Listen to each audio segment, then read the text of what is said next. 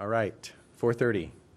Call this meeting to order. Special meeting tonight, City Commission, for the sole purpose of meeting with Nikki Harrison of the League of Kansas Municipalities to talk about your services to help us with our search process.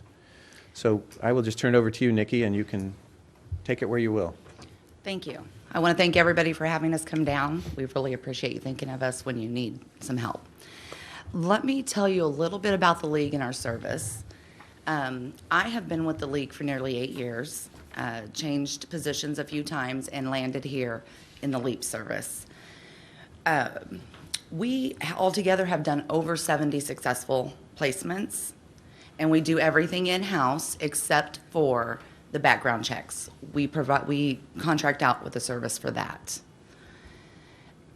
The process takes approximately 90 days if you go by the timeline we provide. If there are any changes to that, it could increase the amount of time it takes to go from start to finish. So, our process includes a team of people at the League, including a human resource professional and 3 attorneys. So they all play a part in helping us determine if the candidates fit within the guidelines you provide. In your packets, I've provided you with a kind of a little brochure that just goes through the different things that we offer in our service. It's, of course, a shortened list, and I can give you a complete and detailed list if you desire. Let's see. Starting here, what we typically do is kind of talk to you guys. I have 3 surveys that I send out, and with those answers from your commission and whoever you choose to have participate, some people have groups come in, advocacy groups, or they get the community involved. Whoever you choose to anticipate, we have 3 surveys we use. Those surveys we take and we determine what characteristics you're looking for in a new manager. It also helps us if you provide us with any background information on what you're not looking for in your new manager. That information is passed on to our whole team, so when it comes time to go through all of the resumes, they are specifically looking for the characteristics you have determined.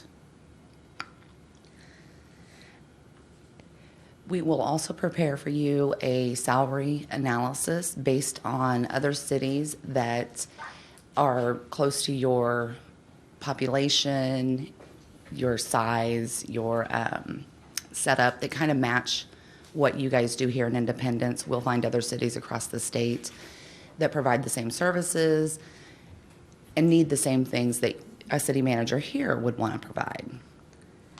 And with that, you guys, everything that is determined, you determine, and then I just carry on into the process. We will collect all the resumes, we'll place all your ads, whatever ad you guys decide on, and we'll help you build that ad, determine based on the answers we get back from your surveys. And then with your approval, we'll place all those ads in the locations you approve.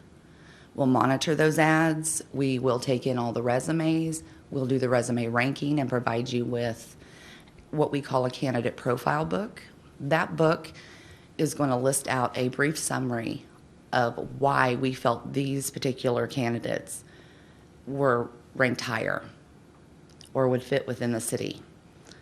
Then you will also see every candidate that applied. So you will have the opportunity to go back through all of those resumes. And if you determine that you'd like to meet with one of those people, it's your show. We just move them to the group, then you go on. Okay. So we don't hinder anything you want to do. The process has been successful if we can follow it through. A few times we get into a situation where you guys don't find candidates that fit what you want. We are completely open to working with you on figuring out how to remedy that if that happens. It's been a rare occasion, but it does happen.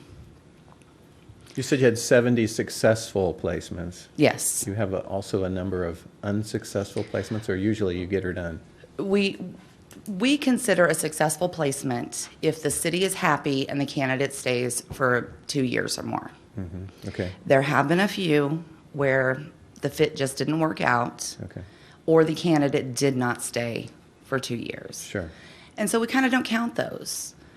And we have had an instance where the candidate left before the 2 years, which we don't ask them, we don't provide them with that. We don't say, we'd like you to stay 2 years.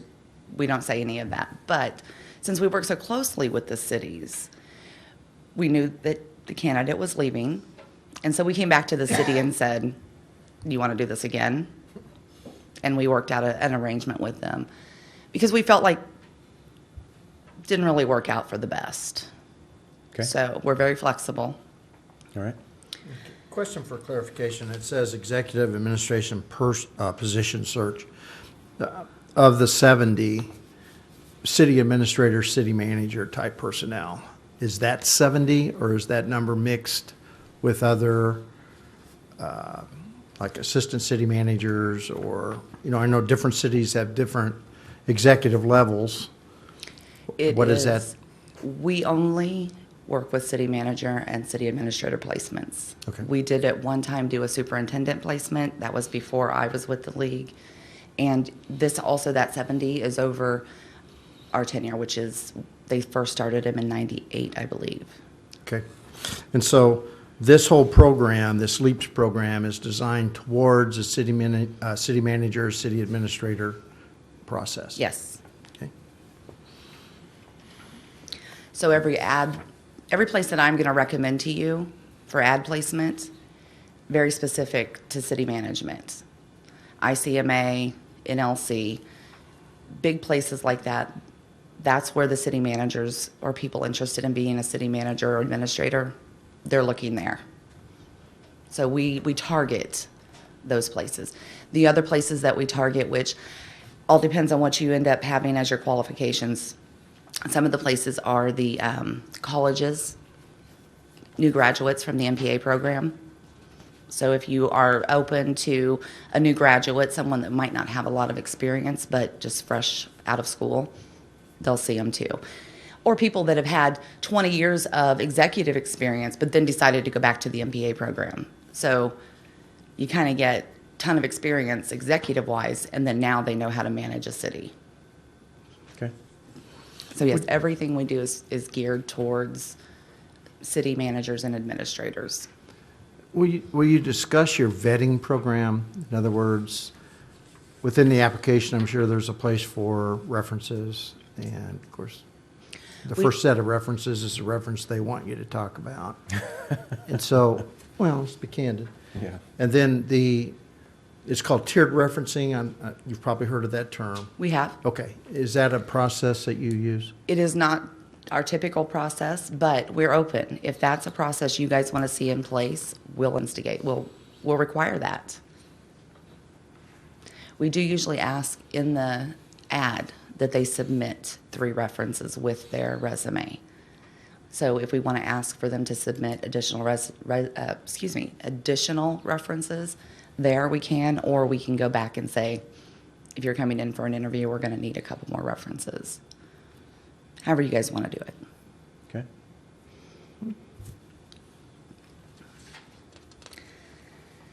There is also an estimated timetable in here. The whole process takes approximately 90 days, like I said. That allows 30 full days to collect resumes, which we think is pretty standard. That can be adjusted if you guys needed to move things along a little faster, but it is pretty standard to do 4 weeks.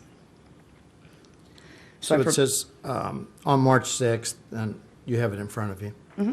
It says March 6th, receive report from ranking committee recommending finalists. Explain to me a ranking committee. Absolutely. I compile all the resumes, and we do basically a blind ranking.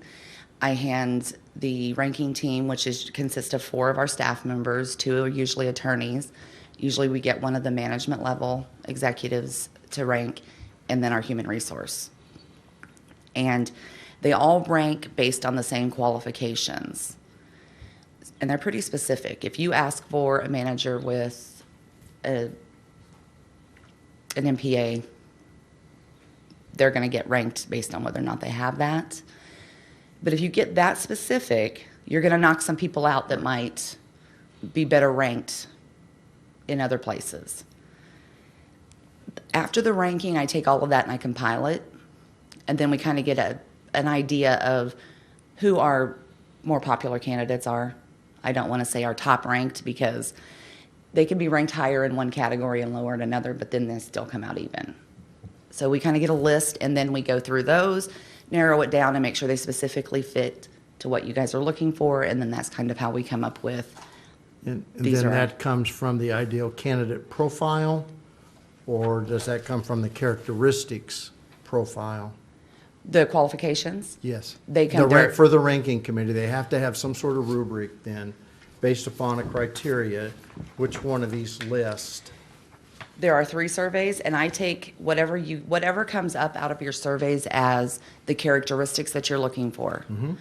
And 3 to 5 years. If you guys determine that you need somebody that has had a solid 3 to 5 years of managing experience in a city, that would become one of the things that they would start looking for.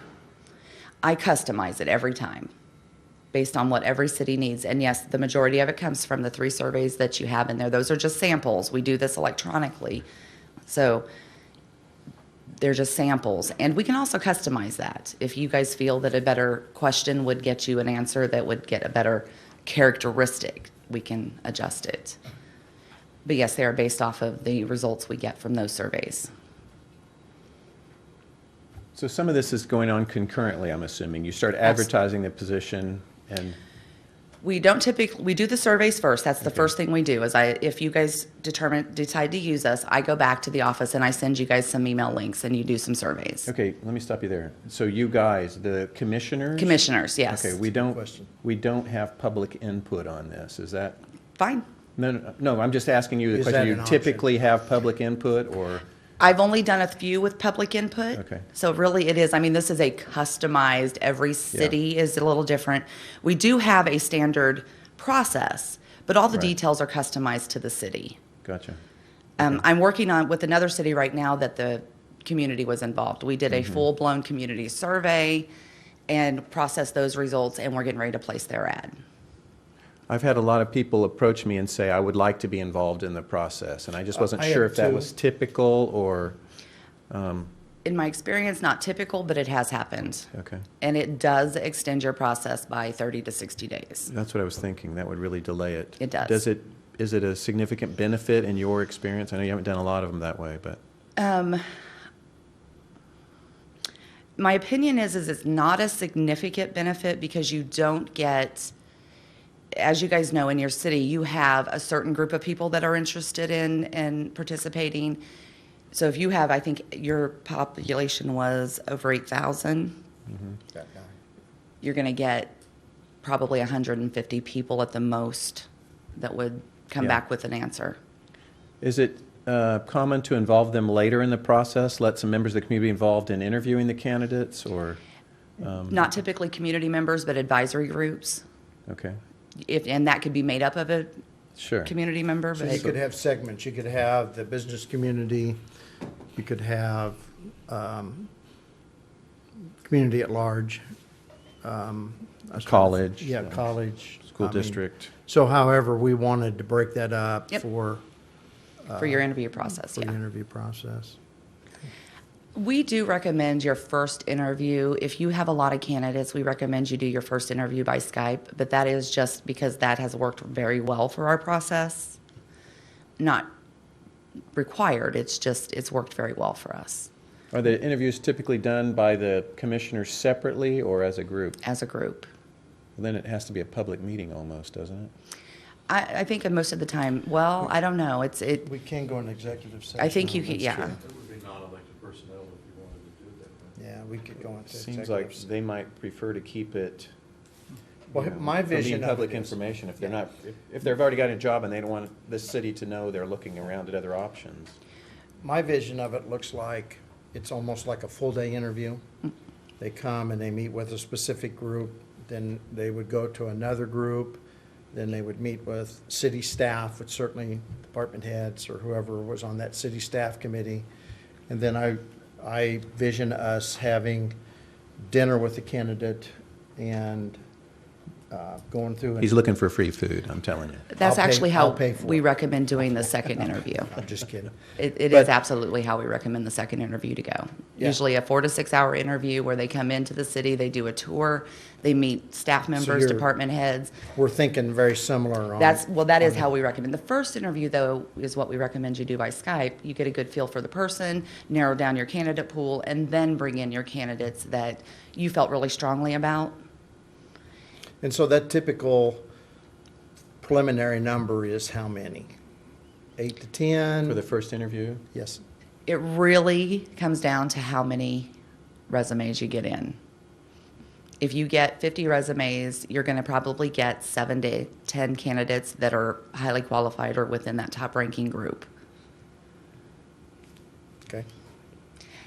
Independence is a very bustling city, so I anticipate that you guys are going to get a great response. Okay. It is a great city, you're right about Yeah, that. you. Yeah, everybody wants to move to Independence. Yeah, I mean, you guys got lots of stuff going on down here. Okay, so then on March 27th, just to follow the timeline through, then we'd interview the finalist, and we talked a little bit about that protocol. We can decide all that later on. You know, the devil's Sure. always in the details. Right. We can decide some of this as we work through the process. Then, through that, one of the things that I've seen is that if you have committees in the community, also have a first, second, or third rank if you rank 3 up. If you interview 3 or first or second choice. Doesn't mean the commission can't make the choice they want, but it gives the community input into it. And then the final interviews with us. And then, to be honest, I'm up for making that decision that night. And, or at least that night, because we're already going to be together. Right. And trying to work out some sort of contract, make the offer and then work out some sort of contract. So we could be in business there March 28th without looking at the days of the week here. And these dates are, I try to guide Proposed. them towards your meetings and stuff, so we don't have to have too many special meetings and things. So I try to book as many of anything that we have to have decisions on, I try to book within a time frame that you're going to be meeting. So the dates might fluctuate a day or two here and there. Yeah, that's, Yeah. I'm good with that.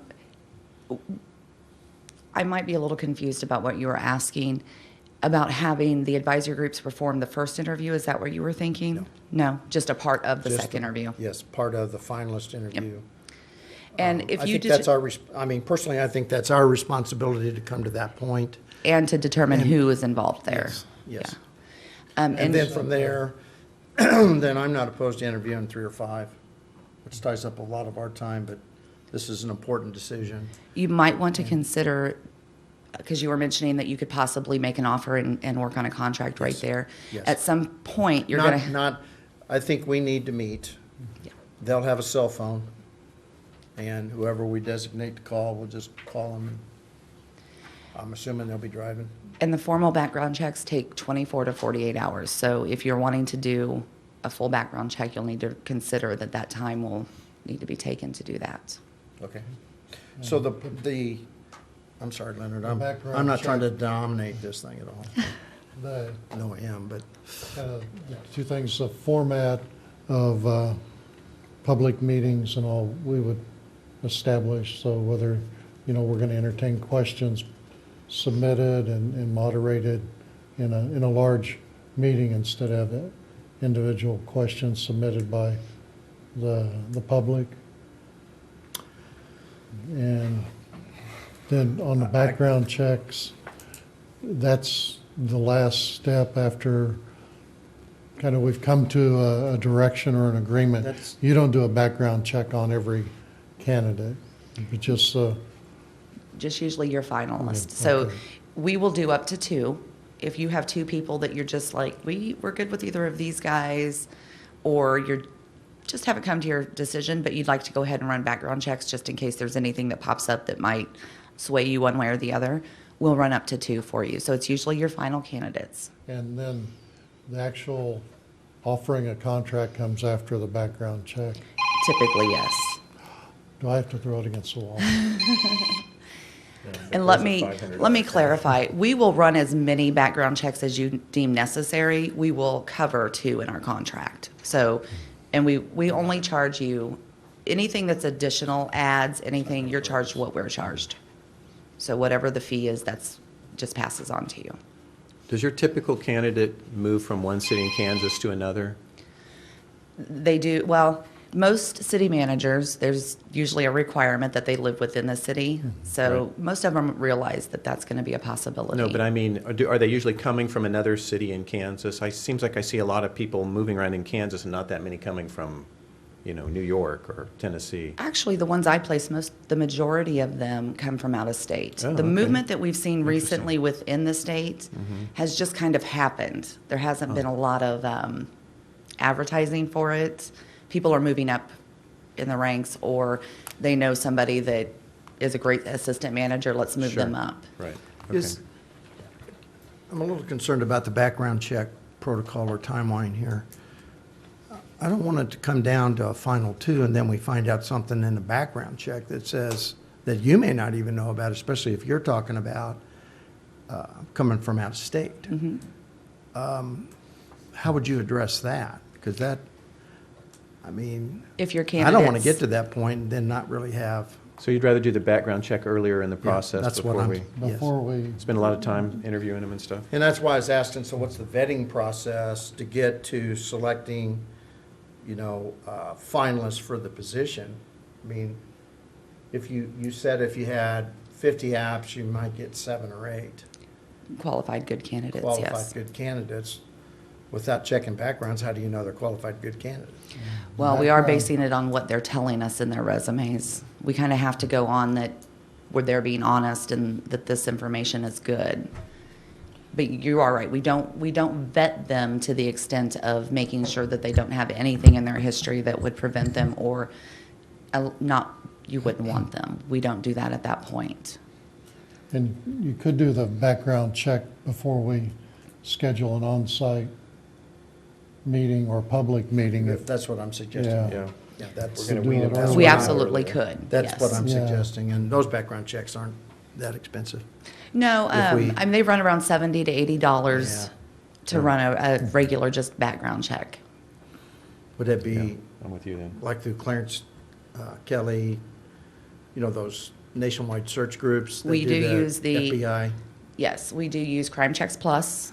It's I've heard of them. Yeah, it's part, we use a company called Labor Checks, and Crime Checks Plus is part of Yeah. one of the checks that they run. We also do that covers the criminal history. We also do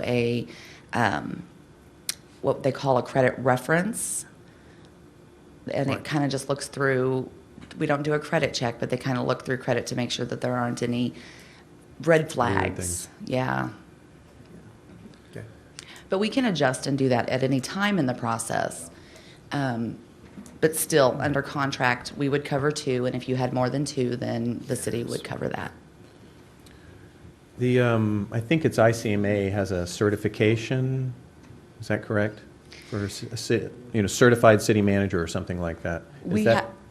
Actually, the KU runs a certified public managers program. Oh, And is that pretty common?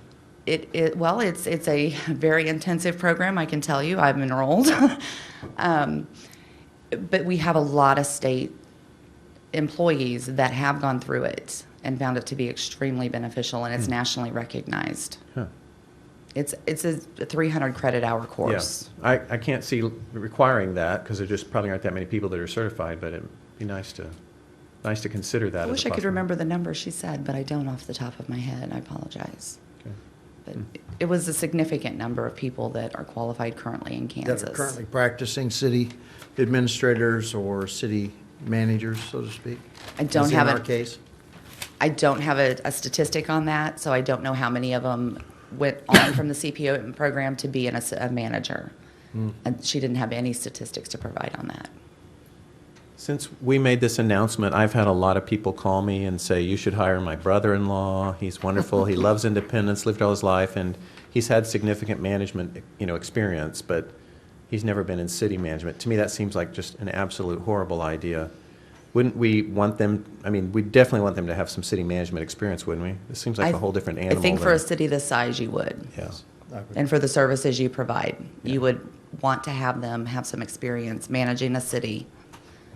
It'd certainly be Probably my one vote. that's similar to yours. Yeah, or a little smaller maybe. Yeah. Or even a little bigger, Sure, right. because then you get the people that are a little more innovative in their city, did some ideas that they may bring with them, and so, but yes, you are correct. Okay.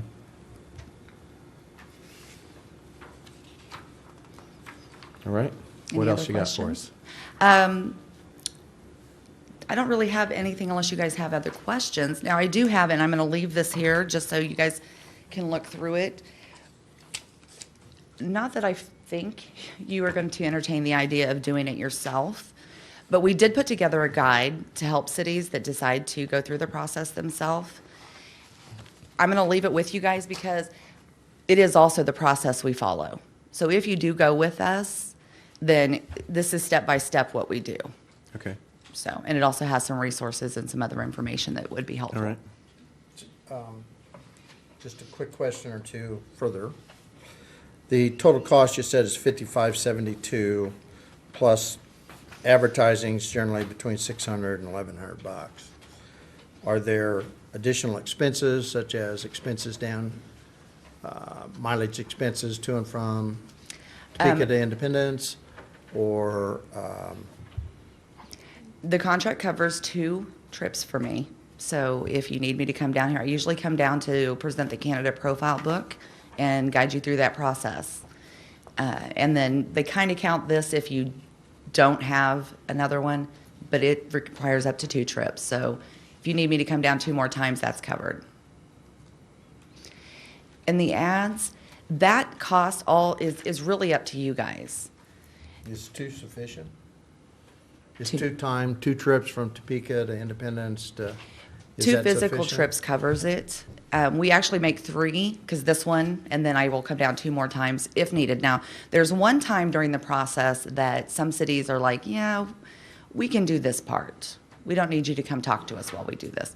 But during the part where we're presenting the candidate profile book, I usually come down and we go through it. You ask me any questions, and then you kind of let me know what direction you want to go from there. There aren't any additional costs unless something changes and you want to add something in. Such as a trip, what would that cost? It's $150 plus mileage. $300. Or the extra background checks Or, yeah, Right. Still, seems like a tremendous bargain to me. yeah, it does. I think we'd be crazy to try it on our own. No. The 3 of us can't ever agree on anything, so I don't, It is quite a process. yeah. Okay, gentlemen, any other questions? Anything you need to tell us? No. To one- conclude? No, if you guys make a decision and let me know, then I usually kick the ball off right away and start sending out information to you to send back to me. And then we just kind of roll right through it. So is there a contract that goes with this? Is there? Yes. You have that Or agreement? give it to Jeff. Follows pretty much what you've discussed, and it looks fine. Okay. Kelly, do you have any questions come up with you? No, really? Jen? Considering what I've heard this could cost, I think this is a great price for the service. Oh, my gosh. And And I'll be honest, I'm a little bit relieved. I was worried about what we were getting ourselves into, Yeah, a so. little less than a typical headhunter. And speaking of information, since there's one book, I'm planning to take this and scan it and send it to all 3 of you. Thank you. Yeah. I can actually send you more if you guys Yeah. really Yeah. want one for everyone. We don't need paper copies. Okay. She'll They just prefer the scan it. electronic. Okay. so I'll just- Oh, I like that. Unless you could just send her an electronic one and then I do have, it's not all as pretty, but yes, I can send you It the works. electronic That version. works. Thank save you. you some grief. Yeah. That works. Our copier's breaking down, so we don't want to do scanning. We don't We're have gonna to fix do. that later tonight, right? I'm not gonna approve it. If you guys do choose, we usually ask that you just designate one person as a contact person, and then I try to bundle as many of my questions in one email as I can, but usually there's some contact back and forth between that person. Okay. And then they'll communicate with you guys and get some decisions. That way we avoid if you need to make a decision at a meeting, that person can kind of make sure all that happens, and I'm not hounding you. So, All right. That's a good point. Gentlemen, I hate to let her go if we have any discussion for her or questions at all, or are you guys both thinking this is a good plan? I do. I think so. I think, Okay. Yeah. All right. Yeah, so once we decide, then the next step would be you would send us the questionnaire or guidelines that we would review and then return back to you. you're actually going to complete some surveys. You're going to be directly answering questions that help me build the ad and determine what characteristics you guys want for a city manager. So when we get those, would that be something we would do in a workshop or a work session among us to complete that? Usually we just do them on SurveyMonkey, and it's kind of an individual thing. Okay. There isn't any discussion about it. It's just, what does Leonard think there should be for a city manager? And you would answer your questions, and then I compile that. And our hope is that you guys are on the same track. But what's going to happen if you're not? I'm going to pick up the phone and say, hey, guys, none of you want the same thing. And it really opens up everybody to go, wow, we're not on the same track. We're not all thinking this is what we need. Well, that's why I wondered if it would be more beneficial or faster Talk about it. for us to get together and just work through to do one. So, we can share our ideas. Sometimes when you write something, it's clear in your mind, but it's different when somebody reads it, and it'd be a lot easier to get each of us to explain or to get one document to work from instead of you trying to assemble three. To combine the three. And with a small commission, I generally have 8 or 9. So those coming back together, I can compile those, but this might work better. That way you get a little more, a better cross-section of the community. And you said we could do that. Yep. And I'm not talking a huge number of people, but we submit some folks, give city staff a chance to To fill out the same survey on SurveyMonkey. fill out the same survey. And Mhm. having done this some, there's a thing that there's some commonality characteristics that comes out of all of them. Then I'm assuming you would bring those to us. Yes. And then we would agree to them. And then that's what, Leonard, I think when we can agree to, we like this one, we like this one, and go with it like that. Okay. Is that, That makes sense to me. does it? Yeah. Okay. Then what I can do is send the link, and then someone here can send it out to those people or make it available. Does that work for you guys? That way you don't have to provide me with a list of Yeah, emails to I send think to that's- people. That way we control it.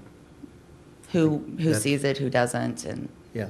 See, we would control Yeah, that. I'm suddenly a little concerned that we could forward the link to somebody and they could forward it on to 50 people and you get.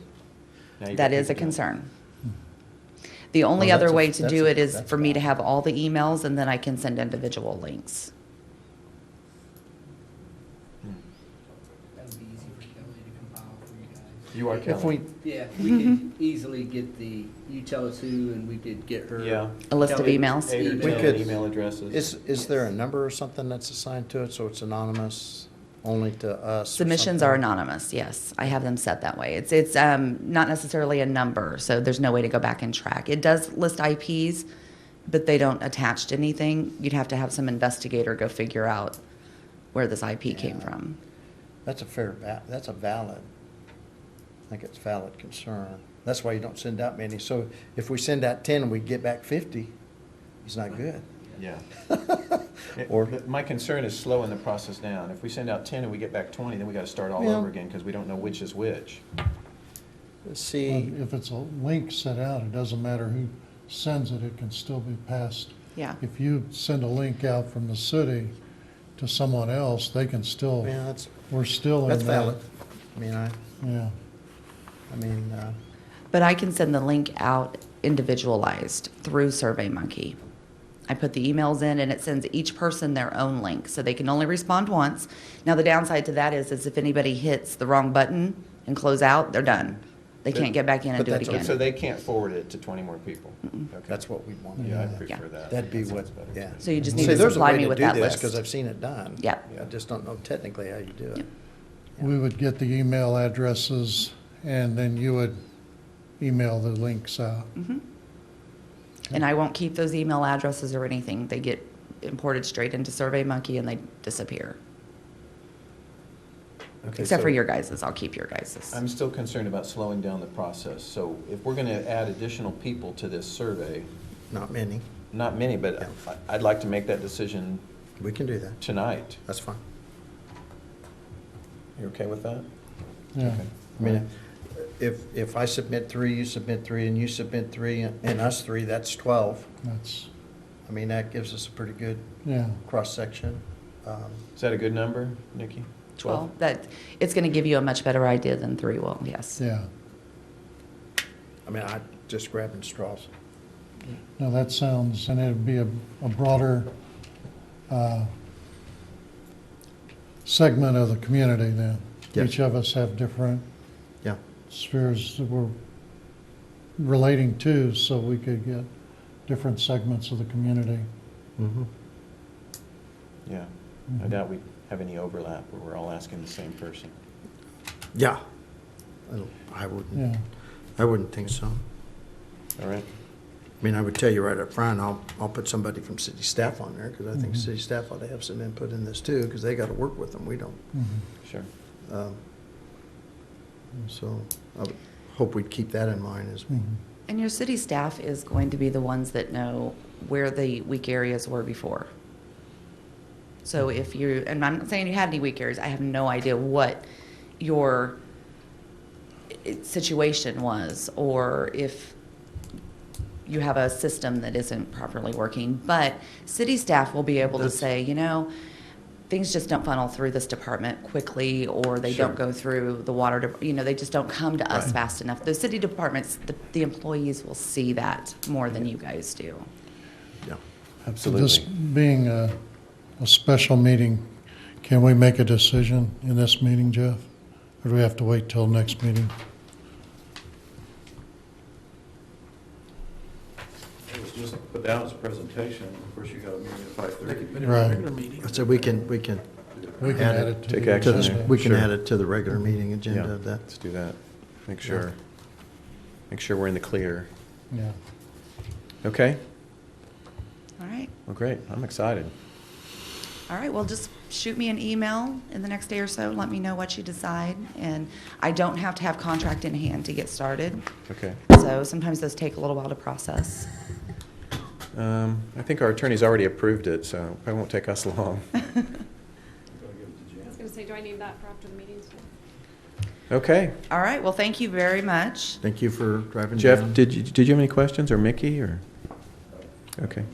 Okay. And if you do have any questions, you can email me, call me, whatever you prefer. I'm pretty Great. available. Okay, wonderful. All All right. right. Thanks, Thank you, Nikki. guys. Appreciate it. All right, we will close this meeting. Take a break. Is that a move to adjourn? Yes, sorry. Well, move we adjourn. have- No, Another item on the agenda, for this? executive session. On this one? Executive session. It is on the. Starving. Yeah, it's on this one. Oh, Non-elected okay. personnel, Yes, sure enough, sorry. All right, executive session. 15 minutes, 20 minutes? Well, 15. we start the next meeting in 20, Let's do 15 then. so. Okay, so I move we go into executive session until 5:23 for the purpose of non-elected personnel. May I have a second? Second. All in favor, please say aye. Aye. And who all are you calling into the meeting? The 3 commissioners and Jeff. Yeah, 3 commissioners and Jeff. Yeah. Okay. All right.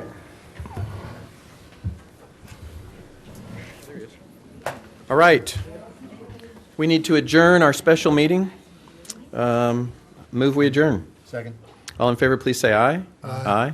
All right, our special meeting is adjourned. Our regular meeting will start in 5 minutes. Okay, welcome everyone. It's 5:30. I'd like to call this meeting to order. Start with the pledge, please.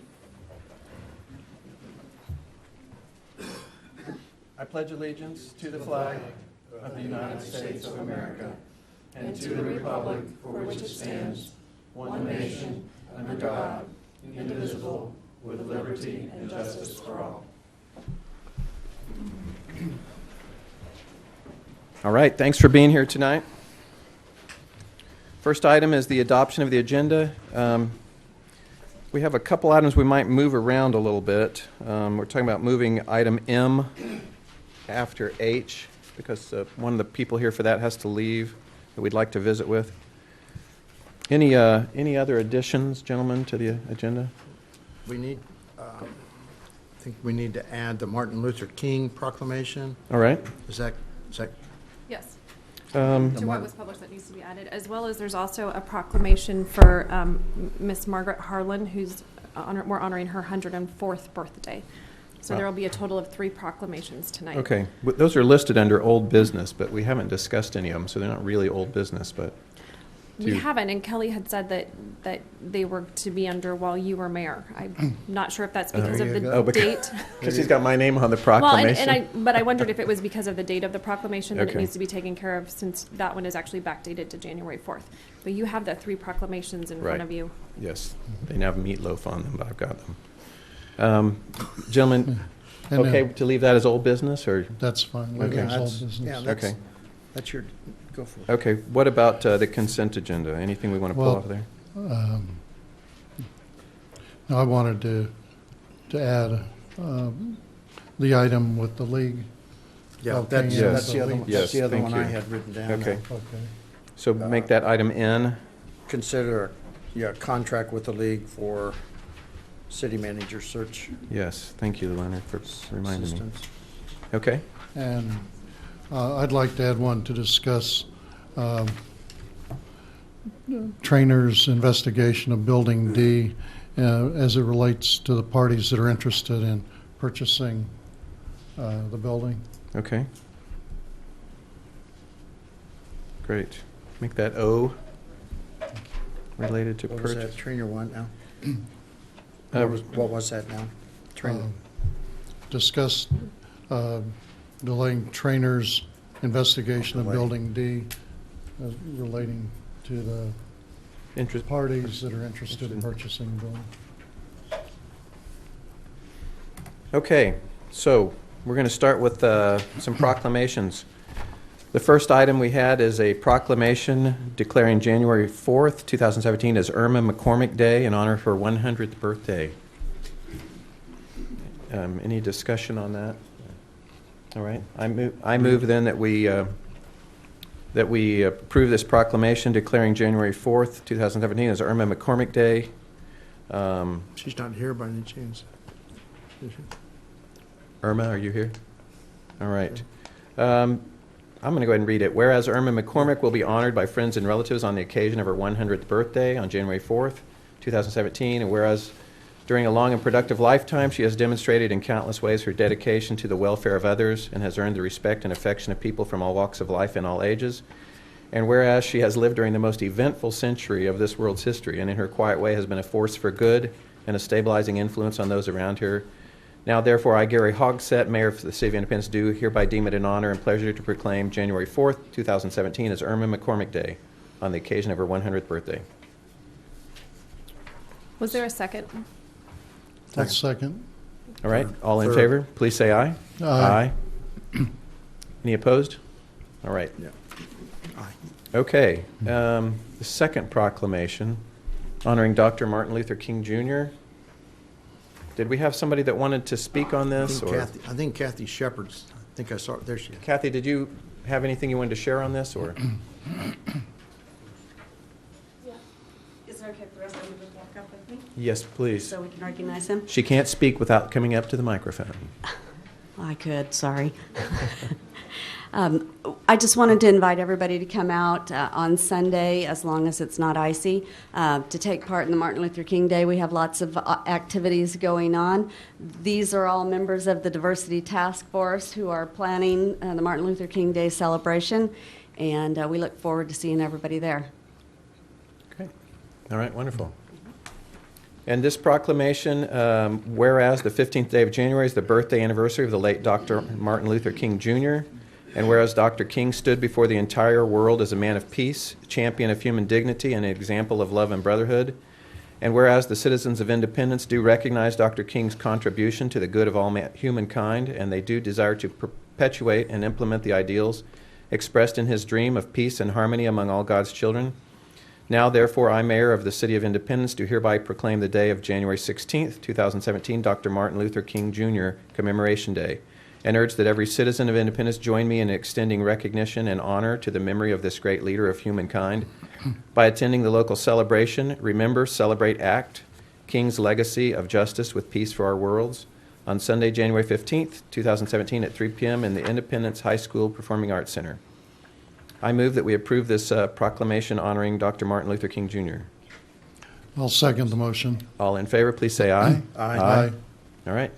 Thanks so much for coming, everyone. Appreciate Thank it. you. Thank you very much, and we are having a free soup lunch beforehand, and the program will have many different musical selections and speakers, and it will be a nice afternoon, so we invite everybody to come, bring a food item for the Independence Food Basket.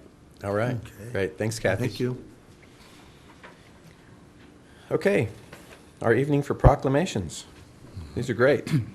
So we have a third one. Whereas Margaret Harlan will be honored by friends and relatives on the occasion of her 104th birthday on January 22nd, 2017. And whereas this independent, determined, resilient, kind woman believes a good life is made from holding one's head high, being generous and kind, keeping your pocketbook close so people don't know if you have a dime or a dollar, and being content with what you have and not longing for what others have. Whereas she credits her longevity to being able to roll with the punches, living life with humor, being able to laugh at oneself and to always be gracious. Whereas she loves life and is happy to still be around. Now, therefore, I, Gary Hogsett, Mayor of the City of Independence, do hereby deem it an honor and pleasure to proclaim January 22nd, 2017 as Margaret Harlan Day on the occasion of her 104th birthday. I move that we approve this proclamation honoring Margaret Harlan. Second.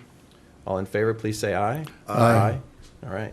Thank you so much for bringing those to our attention. Okay. The next item on the agenda is reorganization of the commission. This is done at the first meeting of the year. And the first item is election of our mayor for the year, and I would like to nominate Fred Meyer. I'll second the motion. All in favor, please say aye. Aye. Any opposed? Mary Jo here. All right. Congratulations, young man. Well, Wanna thank you. Change seats. Thank you. No, well, we can, I don't want your notebook because I got no. You want to stay put? Yeah, we'll just stay put. We'll switch next time. I'll turn my chair sideways. And I appreciate the confidence. It's an honor to serve the city of Independence, specifically as mayor. And while it's somewhat honorary, it's also, there's some leadership involved with it. And I'm excited. And, we got a lot of things we need to try to accomplish in 2017. And let's get after it. Let's do it. Okay? Second item here then would be the election of the vice mayor. And I'd make a motion that we approve Leonard Flish as the vice mayor. I second. All those in favor signify by saying aye. Aye. Motion carries. All right. Designation of the official city newspaper. That would be the Independence Daily Reporter. Okay? As we have in the past. Would there be a motion then to approve the Independence Daily Reporter as the official city newspaper? So moved. Is there a second? Second. All those in favor signify by saying aye. Aye. Passes. Designation, the official city depository. We bid this out last year, so this would be the second of a 3-year term, correct? I believe it's 5. 5 years. 5 years, okay. That's okay, 5. And that depository is? Community National Bank, okay. And so I'd make a motion then that we approve Community National Bank as the official city depository. Would there be a second? I'll second. All those in favor signify by saying aye. Aye. Aye. Aye. Motion carries. All right, consider changing the day of the week and time for commission meetings. What do you think? Thursday works pretty good really for me. with me. Works good for me. So we haven't had too many conflicts that No. we've had to work around, and the ones we've had, we've been able to, so. Yeah. We would designate then the second and fourth Thursdays at 5:30 for our official meeting dates and times. I would make that a motion so that she's got it. I'll second. Okay, all those in favor signify by saying aye. Aye. And I think that takes care of all of our reorganization. Is that correct, Jen? We're good? Okay. All right. We need to adopt the agenda then, or did we We already? adopted it. We adopted it, so we're good. All right, so we're ready for the consent agenda. There's items C, D, E, F, and G. Comments? Thoughts? I move we approve the consent agenda. Okay. Yeah, I'll second. Second, all those in favor then signify by saying aye. Aye. Motion carries unanimously. Okay. I think I got this correct, so help me. We were gonna move item M up. Is that correct, Gary? To be behind H. Huh? We're going to do H next. H, then M? Okay. All right, so consider, item H is consider MAC funding for 2017. And I know there's some MAC folks. Mr. Simpson, would you please come up to the microphone? Thank you and congratulations, Mayor. Thank you, thank you. Good evening, gentlemen. It's a real pleasure for me to have a chance to speak to you just for a few moments. And I appreciate the fact that you're taking time out of your busy schedule to share a few thoughts about the Montgomery County Action Council. We, the city and MAC, are celebrating over 3 decades of working together to accomplish 4 essential goals. We want to create and retain jobs, increase the tax base, promote economic diversity, enhance the quality of life here in the county. Now, the way MAC has gone about that work over the years is through essentially vigilance. We try to be on duty, on guard, surveilling the horizon, looking for opportunities, searching for a hint of an expansion in an industry or a rare new project. There's a song that says we don't calculate the cost, which is probably true. We try to get busy. Now, economic development, despite the fact that we're busy, is a hurry up and wait and wait and wait business. As such, it is often difficult to convince people who pay the bills that any real work is being done. It's a slippery syllogism. A, MAC recruits new businesses. B, there are no new industries. C, MAC's not working. Well, obviously, I don't accept that sort of pretzel logic, and part of my job is to recruit people into the economic development wars with me. When you see the beast up close and personal, just as you've discovered with city government, and you get involved with it, simple solutions don't shimmer as before. I had a milestone last week. I received my first call in all of my years that I've been doing this from a citizen who said, quote, "I saw an article," unquote. And the article had to do with about an industry that was expanding, and he thought it would pass it on to me in case I wanted to look into it. I can't tell you how much I thanked him. And we did. We, in fact, reached out to the industry, and we've sent them materials, we've contacted them by phone. That's what we try to do. That same day, we fired off all sorts of letters to this industry just to accommodate this person's good citizenship. It was a day that I felt I wasn't alone doing this job, that there are others willing to take the watch with me. MAC is seeking, I'm coming before you tonight because MAC is seeking in next year's budget a commitment from the City of Independence of $25,000. Now, let me forecast to the future commissioners that may be listening in the audience that as we grow, as Montgomery County grows, MAC's operation will increase and our request will increase. Tom, I No. believe you said in next year's budget. 2018. Okay. You ask, why would you ask such a thing? And I would argue to you that, first of all, we're trying to hire a new executive director. and salaries will make a difference in the type of applications that we receive. Our future, just as yours, is in our people. Secondly, MAC is aggressively addressing an increase of our private membership. Now, last year we raised about $34,000 from our private membership. Our goal this year is $40,000. Now, one way we encourage membership is to provide information and services that's value added by our members. Now, to that end, I have brought on a member services coordinator who works 8 hours a week as a contractor, focusing on existing and potential MAC members. Now, you may ask yourself, how did you carve out money out of a tight budget to do that? If you knew what they paid me, you would realize I've got money left over. But I'm not complaining. We are saving money because you have an interim salary, and that will change in time. And we're trying to use that excess funds this year to do some of these things just as I've mentioned. Third, there is a fresh wind blowing against the empire. And when I say that, it's a quote from an old song back in the 60s. And what I mean by it is that there is an attitude afield in this country by investors, political leadership, and ordinary citizens that things are different. After almost a decade of moribund economic activity, in fact, near financial collapse, the indomitable American spirit is sprouting as blue stem after a freshly burned field. Industry leaders are more open to conversation. Mac's phone is ringing more often. Plans long shelved are being dusted off and brought to fruition. For example, a few years ago, Standard Motor Products studied the construction of a clean room in addition to some high-paying engineering jobs here at Independence.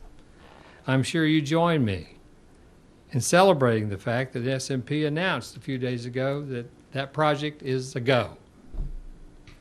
35 new jobs, exactly the kind of people we want, a business that's been a part of this community for 50 years. I call that positive. It doesn't come, though, with impatience. Fourth, MAC is serving as an agent of economic development for the entire county, but also specifically for you. And as a result of that, it's not necessarily cheap to do that. Salaries, operating expenses, recruiting efforts cost money.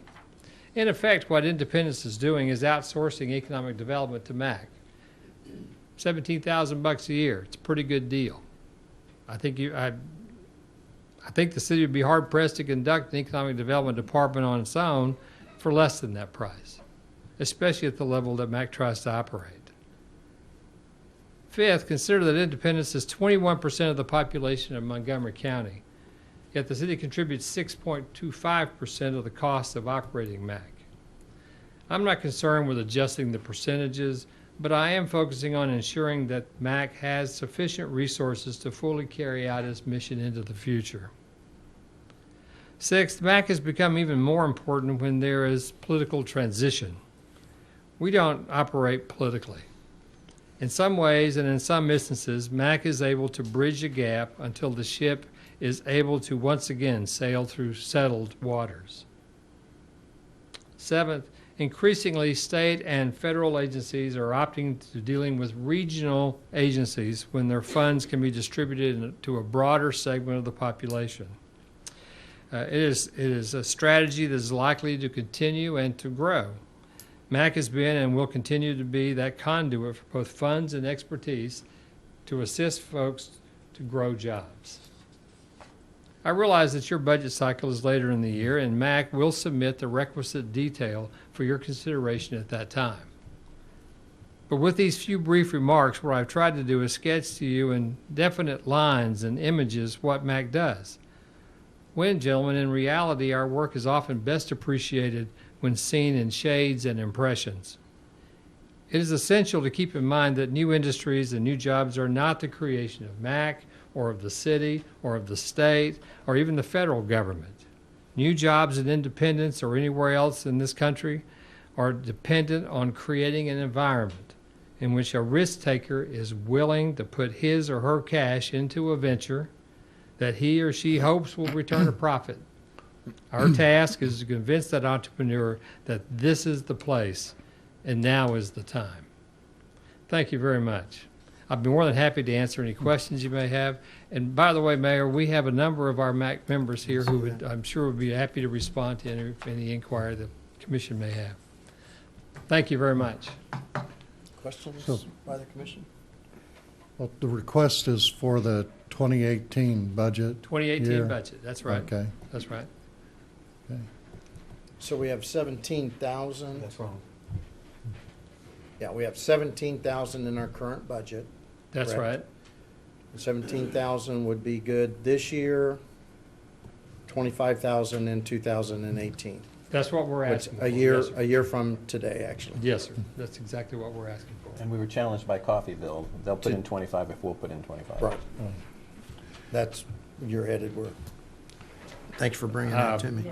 What the cities do, we're going to make a request for Coffeyville for the same amount, but not in terms of challenge, and No. just try Yeah, to that egg on to anything. serves That's no not, purpose.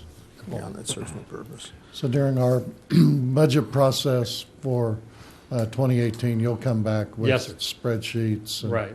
We have to do that for the county, we do it for Coffeyville, we do it for Okay. you, we do it for anybody that wants to know where our money goes. Yes, sir. Well, Being somewhat familiar with MAC from Yes, sir. when I was at the school district, Tom, I know that, there was a reason that MAC was put together. That's Just right. go, this is a history lesson, so to speak. Can you review? I'd be more Because than I think happy- the state had some say-so in how this was all formed. Yeah, rather than me answering something, let one of your neighbors, somebody who's been a part of this forever, Chuck, if you'd be interested to address the historical part. I will say, may I make this one comment, though? I've worked around the country in different states. This is one of the most unusual organizations I've seen because it's an aggressive, go out and do them, hit them in the nose, get them here, best way you can, industrial economic development agency. Most places that have county-wide agencies, they are bonding agencies. They'll listen to IRB requests, and they meet only when necessary. We work every day. That's the whole point. Now, your question about history, Chuck, I'd much rather defer to you. Yeah, I think it's a convenient time to thank MAC for your work, Tom, and also for Aaron before you and Brad prior to that on the SMP project. That's very kind of you, Mickey. I appreciate it. But all the credit goes to SMP, of course. Please. Well, MAC was formed years and years ago. People could remember a time when economic development was very important in the county, and we had every city in the county was competing individually for the same jobs, and that led to a lot of issues with countywide cooperation on other things because there were some hard feelings after deals won and deals lost and things like that.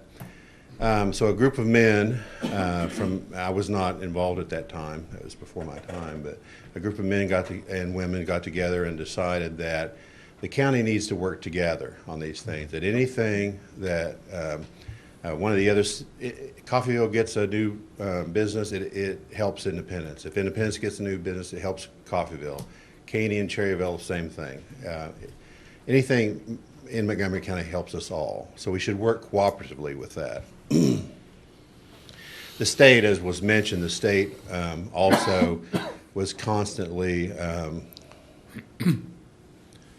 dealing with issues because of the competitiveness between some of the cities in Montgomery County.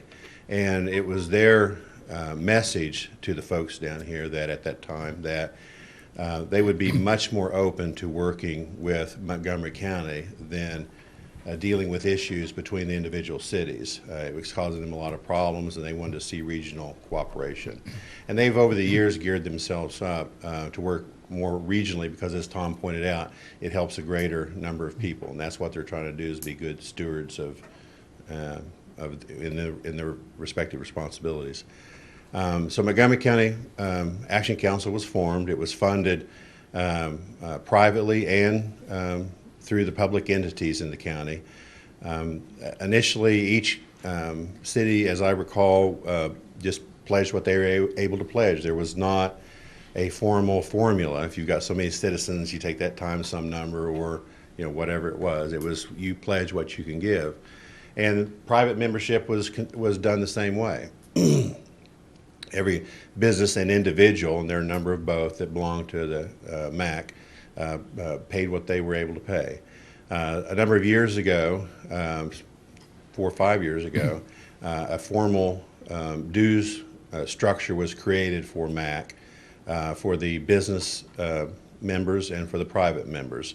The public entities were not addressed. They continue to give what they had traditionally given and were able to give. Recently, the city of Coffeyville had been giving at a much higher level than Independence, and brought up at a commission meeting that they thought that they should be paying the same amount. And so they decided they would lower their amount to accomplish that. And that does a couple of things. One, of course, it has a negative impact on our budget, but it also starts a trend that we don't want to get started. We want everyone to think positively about economic development and all be partners in that effort. MAC is, as Tom pointed out, the most economically efficient model to approach economic development in the county. If every city went back to the way it approached it years and years ago and had their own economic development person, either they would have to have an individual that was dedicated to that job, or they would have to assign those duties to someone that's on the existing staff and take them away from what they're already doing. Economic development is, as Tom pointed out, something that you have to work on every single day. There are contacts that are constantly being made, working with existing businesses in town, trying to help the plant managers make the case that their plant in Independence or Coffeyville or Caney or Cherryville is the place that they need to expand. And they are competing with businesses that are within their same chain in other cities. If the corporate says we want to grow our business by 10% and make this new product, which of you 20 locations that we own in the United States ought to get that business? Well, then the plant managers here have to compete for that. They have to put together a package and compete for that business, just like as in an entrepreneurial type way. And MAC has worked in partnership hand in hand with all those businesses to get that done. Then you've got new businesses. We constantly get messages from the state, project, and then they'll come up with code name this or code name that. And we have to jump through hoops. And usually, as Tom pointed out, he got, I don't know, he didn't say anything about it today, but in his comments here, but we just got one in the last day or so where it's 24 hours to respond. And you've got to get all this data together, a tremendous amount of data. So we have to keep that on ready, kind of like the firemen are ready to jump in their boots. Tom's got to be ready to jump on his computer and start getting that stuff all emailed to the appropriate people. That gets us in the hunt. If we've got the building, the workforce, those things that meet those qualifications, that gets us in the hunt, and we go to the next level. And then we keep working those and working those and working those. And we've been successful a number of times. A number of times we put in months of effort only to find out that they've chosen somewhere else to go. Therein lies the difficulty in economic development is that you have to always be working and always trying, but you can't get a hit every single time. But if you don't ever have any batters get up to the plate, your team will always lose. So we've got to be at the batter's box all the time and be willing to accept, a 200% batting average is acceptable, because that is extraordinary. That would be extraordinary in economic development. So that's kind of the history of it. It was formed to get the county to work together on economic development in the most cost-effective way possible. It's been incredibly successful over the years. As Tom pointed out, economically across the country it's been difficult in the last few years. We've got a lot of projects to look at. We've got a few. We haven't got them all. The future is bright. A lot of things are starting to happen. We want to make sure Montgomery County is positioned to take advantage of those things that materialize that we qualify to get. So, Okay. Thank you. Other questions? No. I've probably received as many emails on this as I've received recently from different items, so I would support next year's budget increasing to 25,000. We'll take care of that later. Thank you, gentlemen. Just one last note. I'm on my way to the Independence Community College Board to represent you on the neighborhood revitalization zone stuff. So if you'll excuse me. Good. Thank you very much. Thank you, Tom. Thank you. Okay. I don't think we need to take any formal action on that because that would be That'll be in the budget. in next year's budget. Okay. All right. All right, now we're ready for item M, which is to consider a request for an outside city water meter for an existing city water meter customer at 3046 Brookside Drive. That in itself was a mouthful. Mm-hmm. Who is going to address that one? Jeff, are you gonna? Yeah. Is the- I can address it. Pete Simmons is here. His parents had bought a house in 1982 that the previous owner had built the house and he had a trailer park next to it. It's outside the city limits. And he had just one meter because he owned both. He owned the house and the trailer park. And then 2 years later, he sold the house to Pete's parents. And all these years, they've kind of somehow divided the water bill. Well, Pete's parents are deceased and their kids are getting ready to sell the house and it's not going to work, you know, down the line with a new buyer. So they're not asking to, you know, have a new customer or additional usage. It's the same usage. They just want a different meter. I know Terry may want to address it. I know there's a policy, Kelly, attached in your packet. Mm-hmm. The policy talks about water taps and new users. I think, and it's your decision, and Terry may want to address it, but I don't think this falls within the violation of the policy because it's not a new user, it's an existing user. They just want to, in a more formal manner, split the bill. Essentially, it's just, instead of one bill, there's two bills. That's the way I look at it. And Terry may look at it differently. Is that, That's basically what it is. We would set a new meter, but it's not a new customer. It's just splitting the water usage. There's not an issue with capacity out there. There's plenty of capacity to serve that. I will bring up, though, that this is not the only case in the area. There are probably 15 to 20 other places that this exists where 2 or 3 people are tied on one meter. And if you make an exception on this, then, you know, you're going to have to make an exception on the rest of them. So it's a slippery slope. yes. well, how are the bills divided up now? So that I have no idea they're how paid they. the appropriate, Customers just. They've got that worked out. what's that? Because it's a private line. It's a private split. The city's not involved in that split. Right. Oh, okay. All right, that makes sense. That makes sense. So does staff have a recommendation? Staff's recommendation would be, as it has been in the past, not to do it. Don't have any problem with it, but it is going to create a lot of problems. And if the commission wants to go ahead and tackle those problems, that'd be fine. Well, I hate to be hard-nosed, but it feels to me like the water plant is paid for by the taxpayers in Independence for the people of Independence. If somebody's right outside our city limit, they're not paying Independence taxes. So they're getting a bargain, right? In a way. I mean, we don't have a special rate for people outside the city limit or anything like that. Yeah, we do. Yes, we have a higher water rate for outside customers. Okay. All right, so they're, That's why to make up for some of that difference, we do charge them higher rates. gotcha. So we'll actually increase our revenues for this particular customer? Because right now they're getting, I don't they're know if getting we it at the would city really rate. increase any revenue. Well, right now they're paying the in-city rate. If we give them a new meter, they're at the outside the city rate. Well, they pay an outside rate now, They do now, okay. but There's one meter for the trailer park, and that same meter is furnishing the house. You set another meter, then they're gonna pay the base rate plus the minimum water usage. Right now, the water usage is included into the mobile home park, so we're not making as much money as we could. The demand is still there on the system. right. Adding a meter is only going to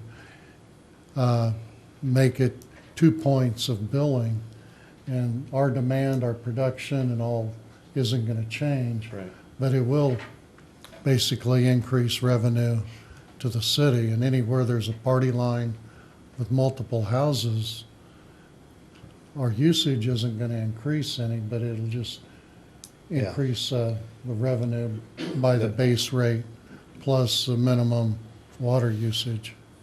That's correct. And all this, according to the memo here, all of this would be at the owner's expense. Yes, they would, if we put it in So- a meter, they're gonna have to pay for it. Yeah. But like I said, there are several other places that this is happening, and so So- we need to be ready to deal with that if you decide to do this. But they would have the choice whether to pay for it or not, just like Mr. Simmons would. Right, there's, on North 24th Street up north of Oak, there's 3 houses tied on 1 meter, and they've approached me numerous times over last year trying to get their own meters. So they're gonna be in here next commission meeting, I guarantee you, if you do this. So that's the only thing I want to bring up. And the thing with setting meters outside the city limits, new customers, there are areas where we do not have adequate capacity to serve additional, but that's not a case here. So,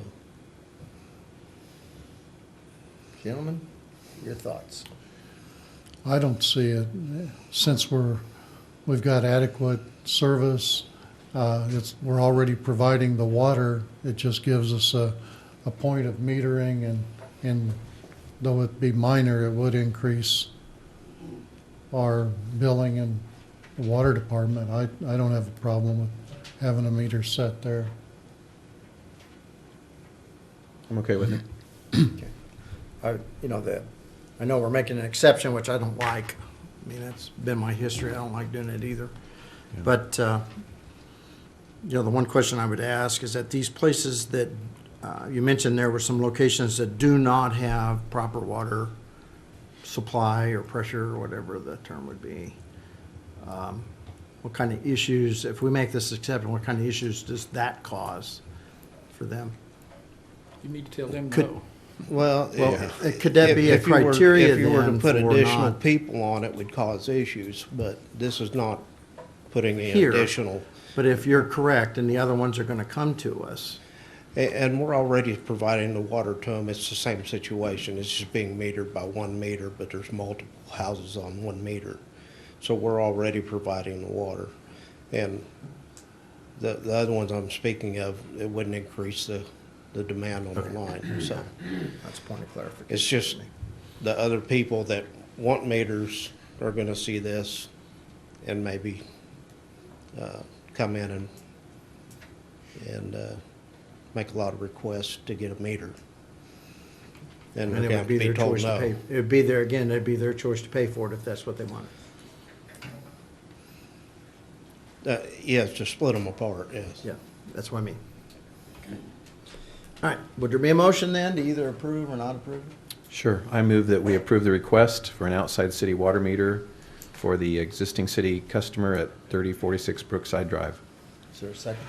I'll second. Okay, been moved and seconded. Thank you, Terry.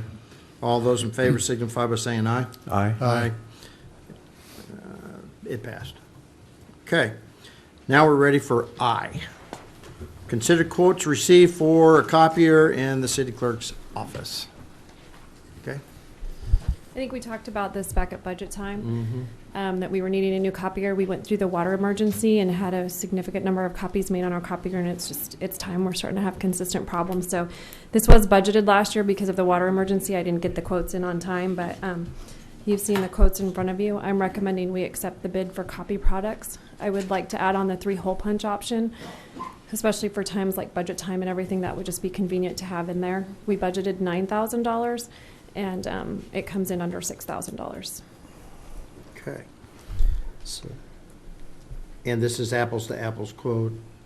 I've gone through and compared the speeds, the amount of Yeah. paper, stuff like that. Yeah, we're looking at similar machines that will do very similar things. Okay. Questions? Commission? All right, No. then I'd entertain a motion then Your recommendation is to go with Copy Products, correct, for $5,895, along with the maintenance contract for basically 4/500ths of a cent. Right. Okay. Would there be a motion to that effect? I move that we approve the bid from Copy Products for $5,895.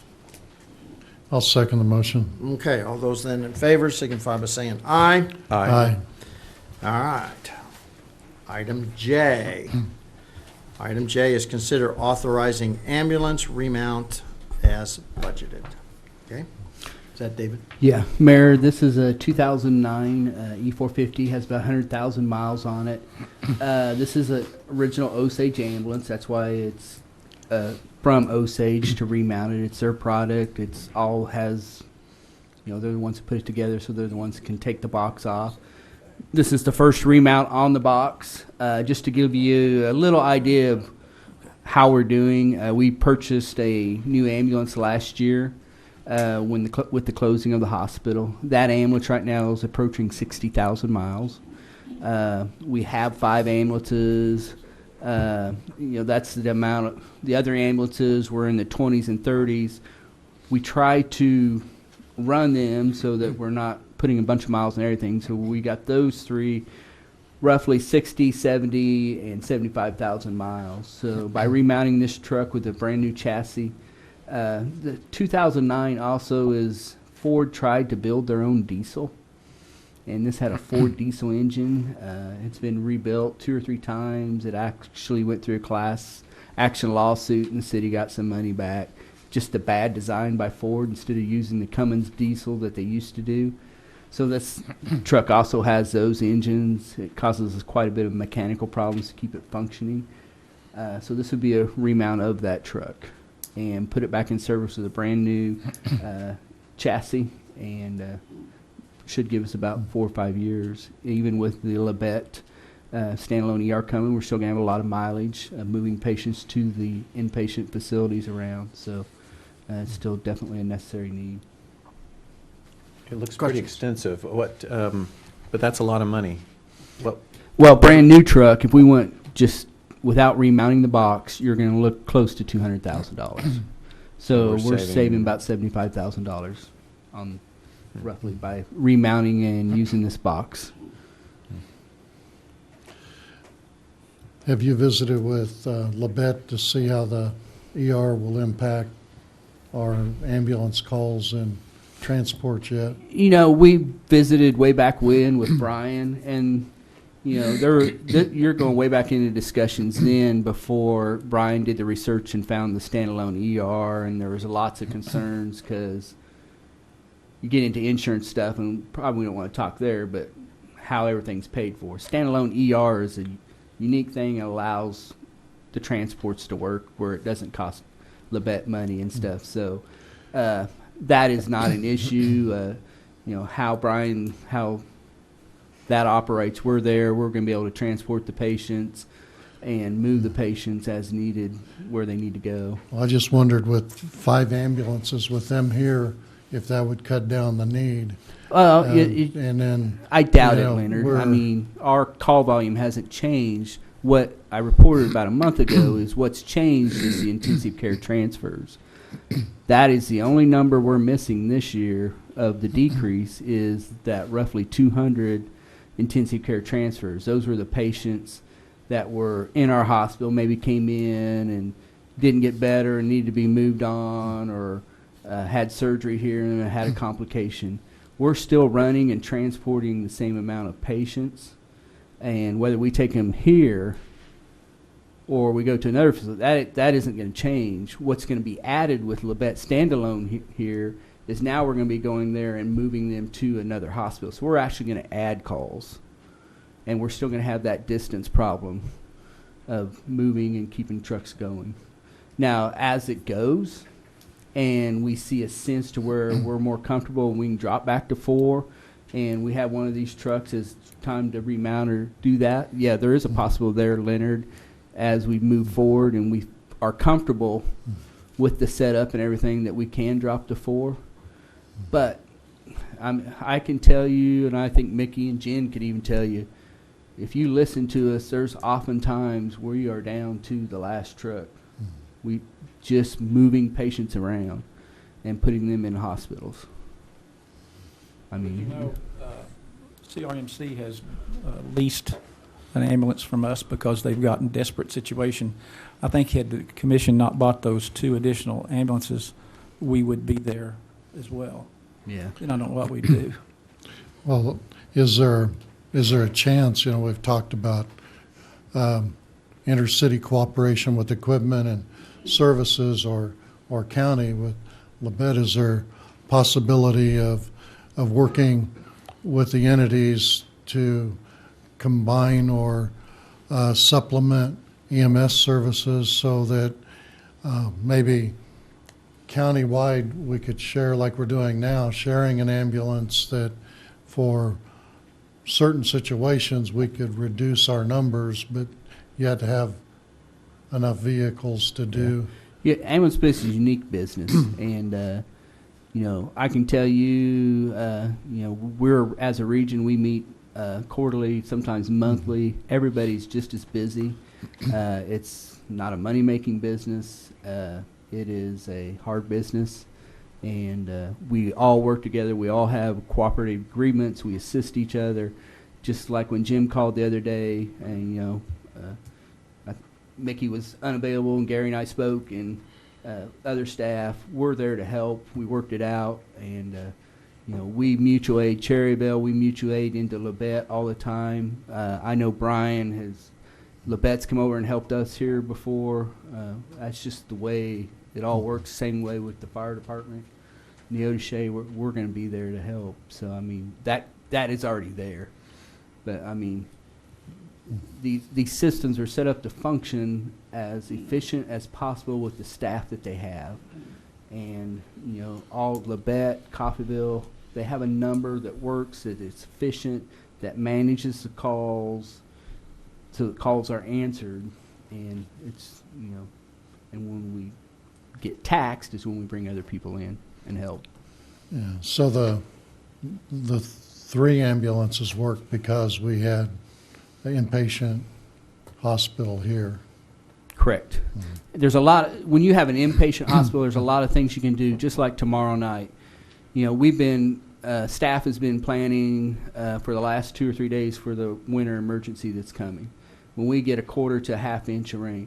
When we had a hospital in town, and you couldn't go anywhere, at least you had a hospital where a patient could go and be kept. And Brian will probably be able to hold a few, but he's not a hospital. He can't take somebody immediately to surgery Right. there. He can't. There's just certain things he can't. So, I mean, tomorrow we're really struggling tomorrow night. Even if we just go to the closest hospital, which is 15 miles away, and we have a quarter to a half inch of ice tomorrow night, we're struggling. That ambulance may be gone for several hours just trying to get up there. We have to go somewhere. If you fall and break your hip, there's no place for me to take you and hold you till the next day till we can get you somewhere. I mean, it becomes a difficult situation, even with the standalone ER here. If we approve this, how long will this ambulance be out of service? It's scheduled, if pending your approval tonight, to go right at the 1st of May, and we'll have it back to 1st of July, roughly, right in sometime in July. Okay, so 60 So days. Yeah, roughly 60 days. Yeah. Well, it'd be more than that. Yeah, well, Yeah. 60, May, June, 90, 60 to 90 I days. say that's 90 Yeah. days. So, Yeah, roughly 90 days. Pretty quick turnaround, really. When you talk about building one, purchasing one, you're talking 6 to 7 months. during the budget process too, we talked about this too. That's why it's a budgeted item in this year's budget that was discussed. And obviously, we're within $205 of being under budget, so. And I'm not sure, to be honest, this is public safety. This is what we're supposed to do, is provide public safety and be sure that people have the opportunity, whether they have a heart attack or stroke or whatever, to be sure we get them as much help as we can, as quick as we can, so. I mean, any other comments, questions from the No. commission? Well, I'd make a motion then that we approve the bid of $124,795 for a new ambulance for, Ambulance remount. yeah. What's that? For an ambulance remount. Yeah, ambulance remount, yes, that's correct. I'll second. Thank you. Okay, it's been moved and seconded.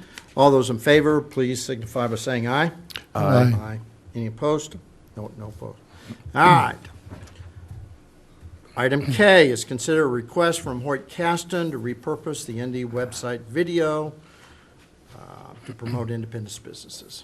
Hoyt? I don't know what you additional information you need to hear. I think the packet that you have.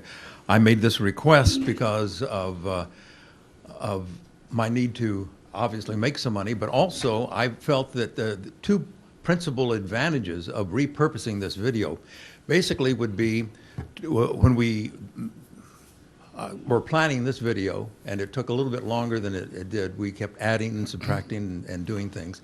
But we chose certain businesses that we thought would represent a lure for people who saw the video to come to town, and they knew they could do some shopping, they could do this and that. Well, those businesses have a real good promotional basis with this video. I was thinking that if we could repurpose it so that other businesses could also use this video to promote their businesses. And the way I would do that, I would make it a little bit more of a bigger deal for these businesses. They would have an introductory welcome at the beginning before it would then go into the opening shot. We'd see the whole video, and it would come down to an area where their business was. It would replace a certain part of the video with their business, showing them what they have to offer. And then at the end, they would just have a final goodbye saying, hey, when you come to town, be sure and stop by. And then what they would do, then they would take their video, put it on their website or their Facebook page.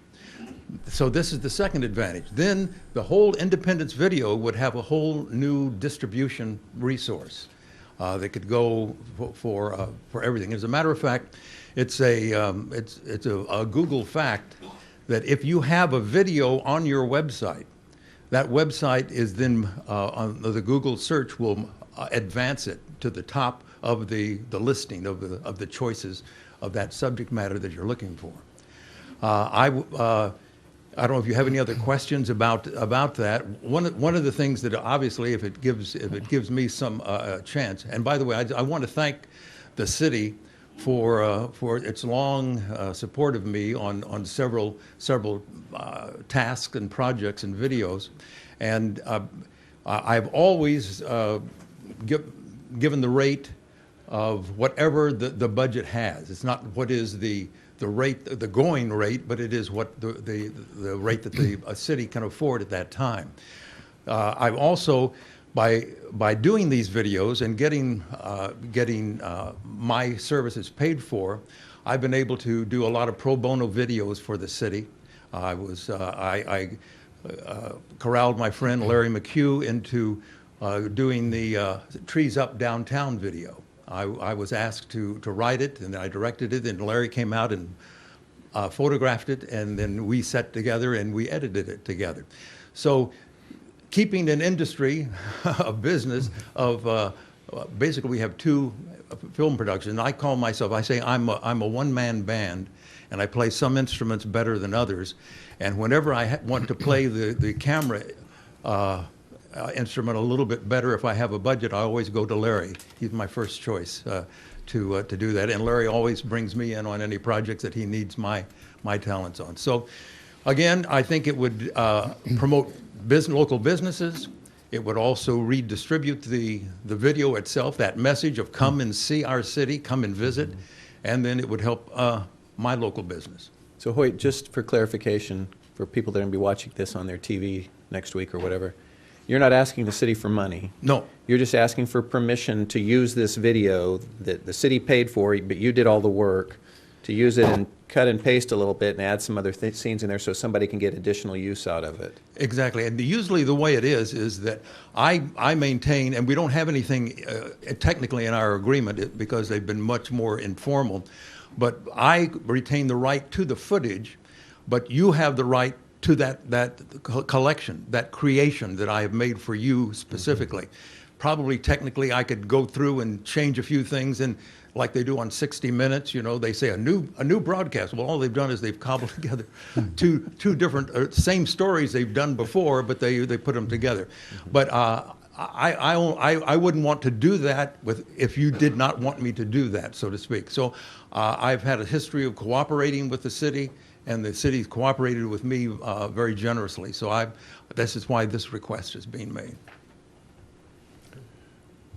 Yeah, if it's just permission to use the video and expand it or break it down, that you can use parts of it with businesses, I don't.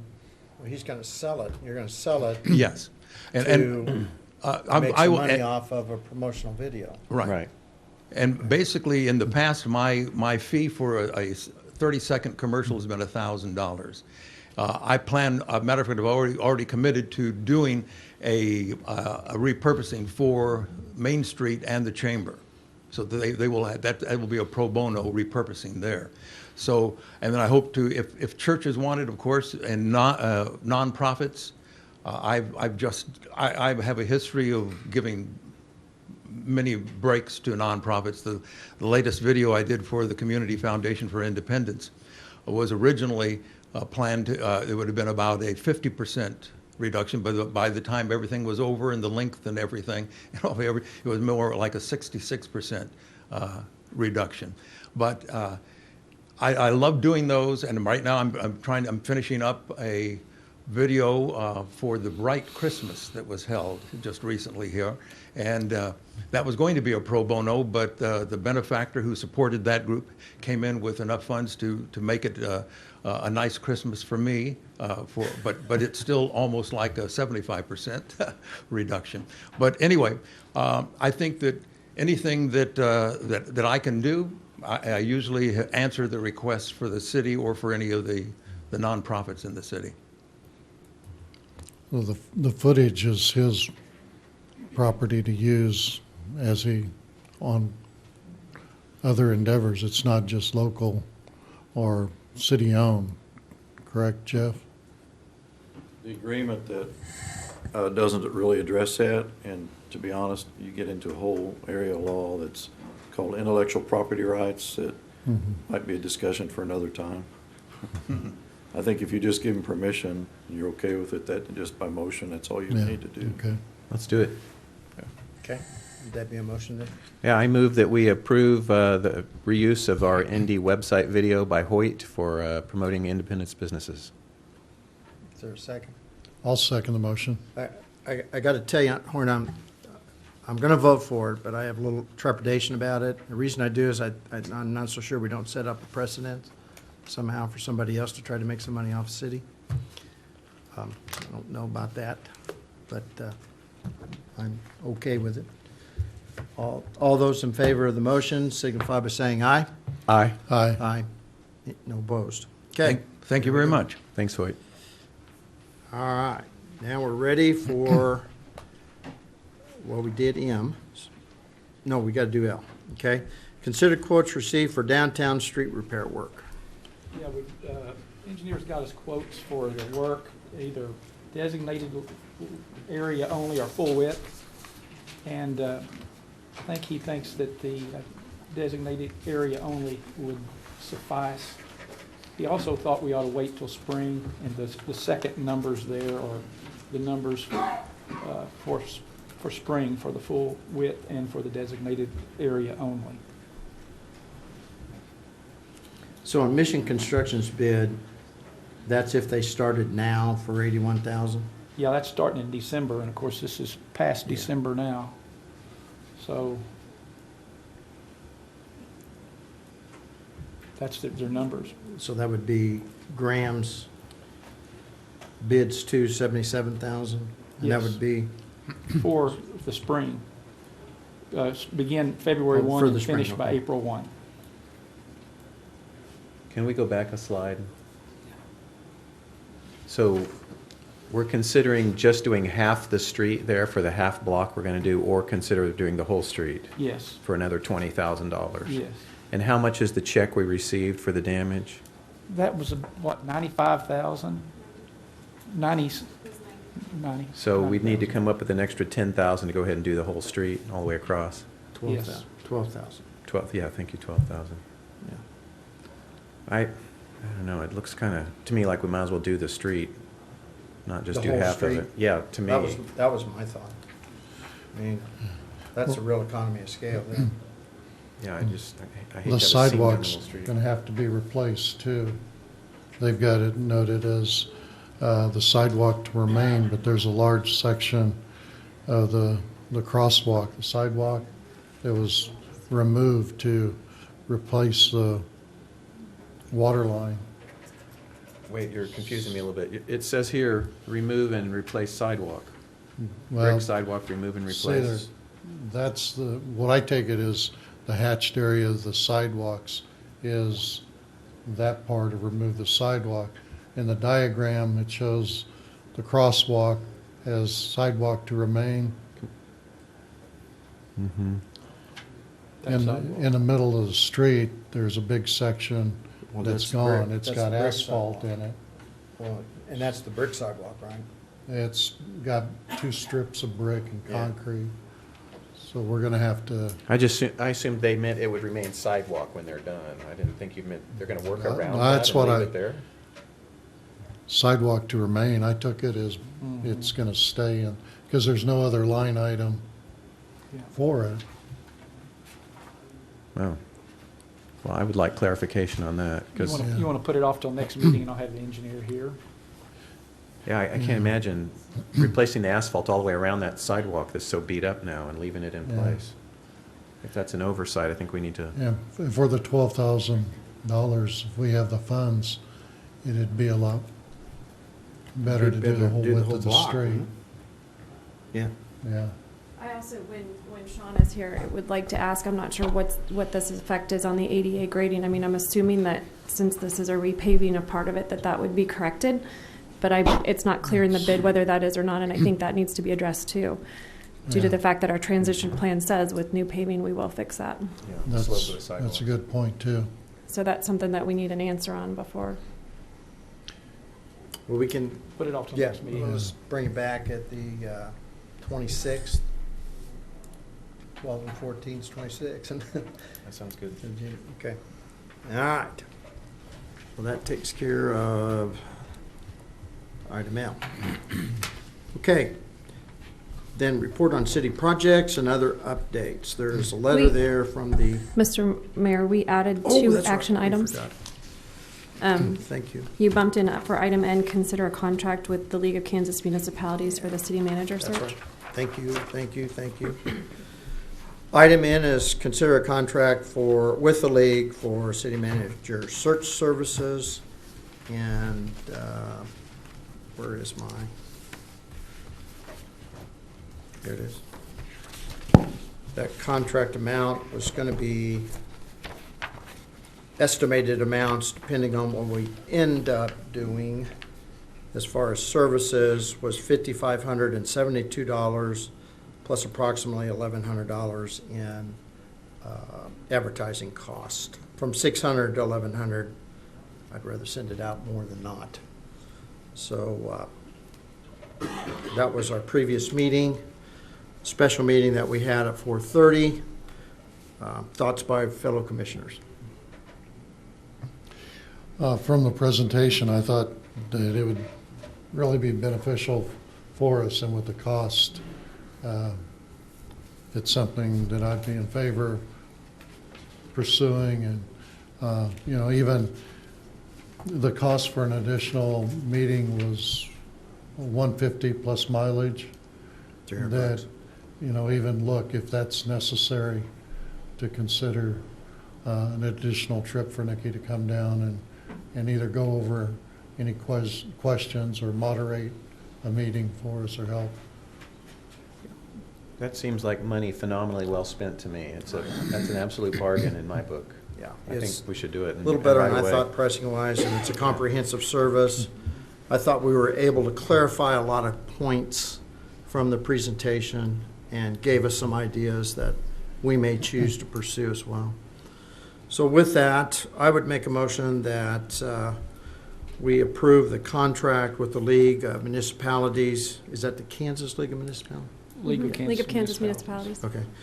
For $5,500.72 or $72 plus advertising costs estimated at $1,100. I'll second. Okay. Further comments by Commissioner? All right. Then all those in favor signify by saying aye. Aye. Aye. Okay, motion passes. Then we had one more discussion of delaying the Triner contract because of the sale, potential sale, or letters of inquiry that we received for City Hall. Yep. My question with Trainer doing their investigation at Building D, with that portion of the work, not delaying the other parts, they could go ahead with the programming and investigation of the existing City Hall. But with Building D, we've got two parties that are interested in possibly purchasing the facility. And I thought if we can come to an agreement for the sale, then we really wouldn't need that part of the service. That maybe take the funds there if we want to investigate a different option, that we could do that. But if we go ahead and investigate Building D, and then we can come to an agreement that we feel suitable for the sale of Building D, then we would just have lost that money. But we can always go back in and do the investigation should the sales fall through. Thoughts? I'm not sure that I agree with Leonard this time. To me, that's one little part of the puzzle. I mean, now we have two people interested in buying the building, which is fantastic news, and I definitely think we should consider that possibility, but we also still have to consider making that our permanent City Hall. So I can't see delaying Trainer at all, and I can't see, saying, well, don't consider Building D because we might be selling it. I still want them to consider it because it may be our best chance. I mean, it may be our best choice. So I would like to move right ahead with Trainer and not change anything, I think. I would agree with that from the aspect that it may cost us more if we move again, where we're going to go. So I think that's all a part of the big puzzle that you were mentioning, Gary. What are the options? What are available to us?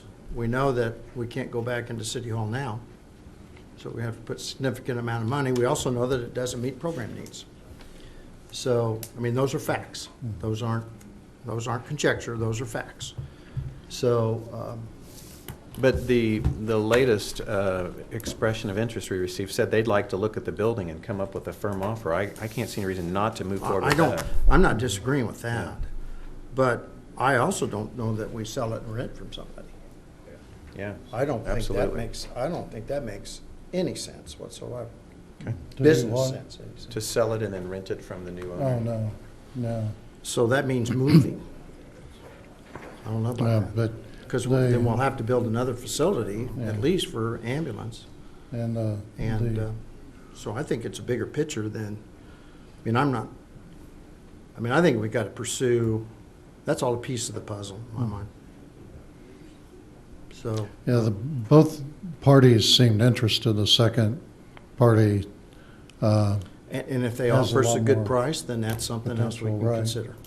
I don't think that's going to be the case, but that's my opinion. Yeah. so then I know we had the letter released of interest from the first party. We're going to proceed with getting the information available to them to go ahead. We hadn't discussed a response from the letter. And now that we're at this point, we are going to work with them to secure a proposal if that's the direction they want to go. I think we should. Yeah, I If, agree. if they're thinking they'll pay us $500,000 for the building, I'm not that interested. If they're going to pay me $5 million, I'm very, very interested. Or Because 10. that would go a long way toward our other expenses. So Right. I can't imagine holding up, you know, the second firm said, we'd like to get in there this week. And They're going to be here Thursday. okay, so, you know, get at least an idea what number they're thinking about. I think that's definitely very exciting news and a great additional consideration to everything else. I agree. Is depending on each one having an idea of use of the building and how much space would be left or what they would be needing is kind of up in the air at this time. Right. Yeah, I think we got to keep all our options open. Yeah, absolutely. So we're just not going to act on No, it was just discussion. just a question, okay? Yeah. Can I add one more? We've had Independence Heating and Air put in the new heating system out in the Round Top, and they brought us an invoice, and we didn't get it on the list. They've had the equipment for some time, so it has been inspected. That's $18,900. At a minimum, I'd like to get approval to pay them for the equipment itself before the next commission meeting, Before the next, now, as soon as we can. so we can add that, Do it now. Jeff? Yeah. So it'd be item P, LMNOP, then, I'd like to pay them the $18,900, but if the commission wanted to just pay half of that for the materials, that would suffice. What was their contract? Amount. 18,900. And all they have is the material? No, they have material and labor. No, I didn't It's know done. But is it? Yeah, it's done. It's done. Really, it's amazing how good that system works. So we could just go ahead and approve the full amount. That's if it's all finished. Yes, it is. I had But no they- idea this was on the agenda tonight. I'm sorry. I'm not prepared to answer any questions. Has the invoice been submitted? It's on my desk. I mean, it was turned in this week after the appropriation was done and sent out last week. That's why it's not on this one. And it's 18.9. I believe so. I glanced at it. I didn't. John, is that so correct? sorry. I didn't know this was coming up That's the number tonight. I have down, yeah, and it's in operation. Mickey looked at Mhm. it today. Well, it doesn't work, sounds like. Commission's pleasure would be? I'm okay with going ahead and paying the bill, Make but a I'm okay motion. with waiting 2 Make a weeks. motion. Sure, I move that we approve the bill from whoever it was, Independence Heating and Air. Independence Independence Heating and and Air Air. for 19, 18,900. 18.9. Okay. Okay, is there a second? Second. All those in favor, signify by saying aye. Aye. Opposed? No. No, there's one no. Okay. Now we're ready for reports on city projects and updates, and We've got a letter from Department of Justice. Basically, they are closing the file on Independence. That was an inspection they did back in 2009, and we got the audit report in 2011, and they are closing the books. Basically, what we will have to do is continue with our plan, continue to make updates and improvements, but we are no longer under the gun of the Department of Justice. So that's good news. That's incredibly good news. And in closing the account, they also, in a round indirect way, approved our transition plan for the downtown.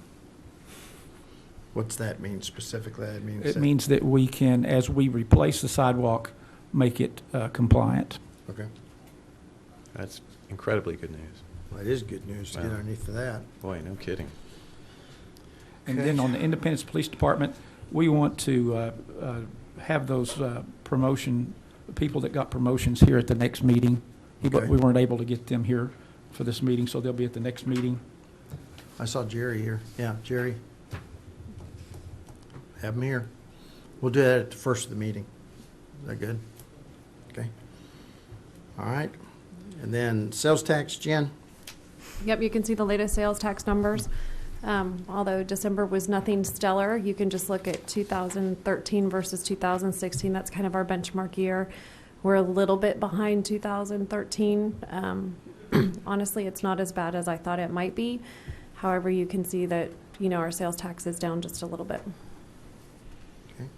Would it be safe to say, Jen, that this is the first full year of sales tax receipts that reflects the closing of both Amazon, AIW, and the hospital? Yeah, I think you see, yeah. So for it to be just 3%, seems like It's not bad. that's not bad. We're hanging in there. Okay. Comments? Commissioner? Okay. I do, while we're under updates, I'm going to jump in there if it's okay and give an update on elections coming up, just because my office has received a couple phone calls about when candidates would need to file for the commission. And just want to remind everyone that with the change in legislation that those elections have been moved to the fall. I've talked to the county. We will certify on June 1st the positions that we have open, which will be 2 of them, and every candidate will need to declare by July 1st. The change this year will be that you will declare at the county offices. They will not be doing that at the city offices as they have before. But just, I know there's a lot of people thinking about the future of Independence, and that's what will be coming forward. But it's still a little bit early to be applying for those election positions right now. So all the paperwork needs to be turned in to the county. After, yes, after June 1st and before July 1st. All right. And Mayor, if we could go back to updates. Sure. We have in your packets update on water crisis SWAT. And basically the staff has gone over the areas that we could improve. The cable channel is still not got the system where we can break in on emergencies. But we do have some possibility of working with them when there is an emergency, but it's nothing that we can count on. Also, we're working on calling trees. The school has agreed to let us use their calling tree. And the police department's still evaluating the IRIS alert, whether or not that's worth the money that we would have to pay. But as David mentioned, we've been working on this water emergency. The day before yesterday, the report was that we could have had 2 or 3 days of total ice. But on the last report, it looks like we're going to be fortunate and not have more than one night and maybe part of the next day. So it's not that not going to be that bad, we hope, or we expect. However, we did make plans, including generators to have on standby to have in case we need it. So if it does happen, we will be ready. One of the things that I thought about with that is designated shelter areas. Is there some our number information one we can put on the website that says that if you lose power and you're cold, you can go to? Yes. Our number one area is Building D in the operating room area that's vacant, and we've got that ready for the first place to put them if something happens this weekend. Amanda, that was in tonight's paper, wasn't it? Yes, it's out tonight, Fred. I'm sorry. We put those, our plan out tonight, and it's... Okay, good. It'll be on the website, I'm assuming, and yes, other places. Yeah, we'll get it out. And you've got the relocation cost for Building D to date, and also the utility costs of the last 2 months for Building D.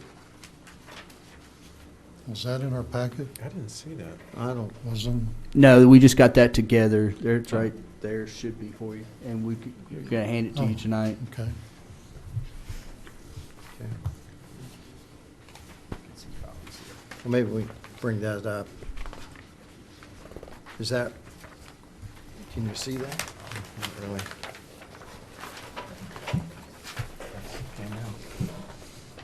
Here you go. The City Hall relocation to date as of December 31st, correct, Jen? $228,079.05. The 911 part of that relocation, $152,384.08. Of course, the apparatus bay, which was used through the sanitation funds, $319,810 for a total cost of $700,273.13. We still have a contingency don't think it'll be there at 50. We still just have our budget at 750, 273, 13.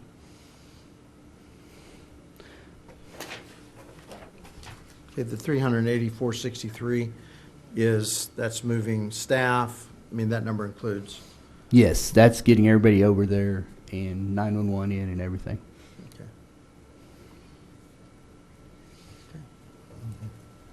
So are you going to email those Yeah. to us? Yeah, we'll get them out to you. Oh, okay, thanks. All right. Any other updates? Nope. Commission comments. Gary? Nope. You got anything? Leonard? You have anything today? Okay, we have an executive session. Will be attorney-client privilege. There'll be the three commissioners and Jeff. And David and Mickey? No. David, okay, all right. It'll be for attorney-client privilege. It'll be for 15 minutes, 20 minutes? 15, Jeff? 15, we'll go 15, yeah. So I'd make a motion, we go into executive session for attorney-client privilege for 15 minutes, and we'll be out of there at 7:06. I second. All those in favor signify by saying aye. Aye. Okay, we are back in session and ready to adjourn then. I don't think there's any other business to discuss, is there? I would entertain a motion then to adjourn the meeting. So moved. Second. All those in favor signify by saying aye. Aye. Everybody stand up, go home. All right. I don't think there's a football game on tonight, so. No.